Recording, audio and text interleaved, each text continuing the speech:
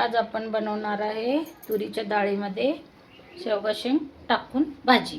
मी शेवगा शेंग स्वच्छ करून घेतली आणि हळद मीठ टाकून शिजवून घेतलेली आहे। तुरीच्या डाळीमध्ये टोमॅटो टाकून अशी छान शिजवून घेतली आहे। चला तर पाहूया तुरीचं वरण शेवगा शेंग टाकून। फोडणीसाठी लागणारं साहित्य तेल, मोहरी 1 चमचा, जिरे 1 चमचा, एक कांदा, थोडीशी कोथिंबीर, थोडा लसूण, तिखट, हळद। चला तर पाहूया शेवगा शेंग भाजीची रेसिपी। चला तर कढई ठेवून घेतली आणि तेल टाकून घेऊया अंदाजे 2 चमचे।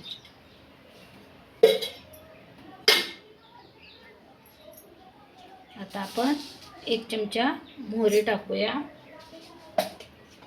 1 चमचा जिरं टाकूया।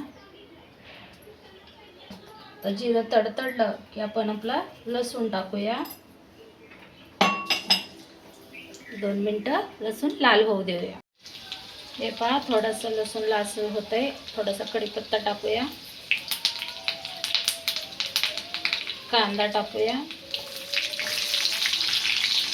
आणि थोडीशी कोथिंबीर पण तेलात टाकूया, खूप छान स्वाद येतो। आपण वरणामध्ये शिजताना मीठ टाकलेले आहे, आता मीठ टाकायची गरज नाही। 1 चमचा तिखट आणि अर्धा चमचा हळदी।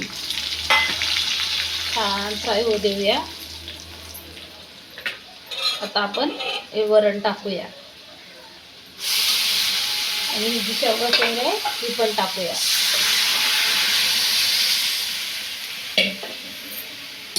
अशा प्रकारे पूर्ण वरण पण टाकून घेते आणि आता आपण हलवून याला 1-2 मिनिटांसाठी शिजवून घेऊया।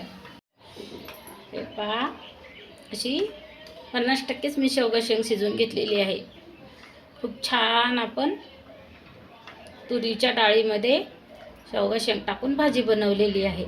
माझी शेवगा शेंग भाजी रेसिपी आवडली तर व्हिडिओला लाईक करा, शेअर करा, सबस्क्राईब करा। व्हिडिओ पाहिल्याबद्दल धन्यवाद। 2 मिनिटं उकळी काढूया झाकून ठेवून आणि वरती कोथिंबीर घालूया। भाताबरोबर भाकरीबरोबर खूप छान लागते। बनवून पहा, मित्रमैत्रिणींना शेअर करा।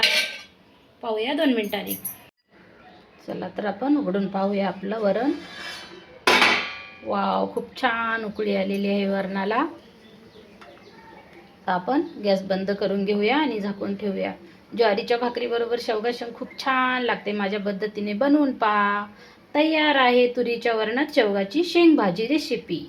भेटूया उद्याच्या रेसिपीमध्ये। बाय।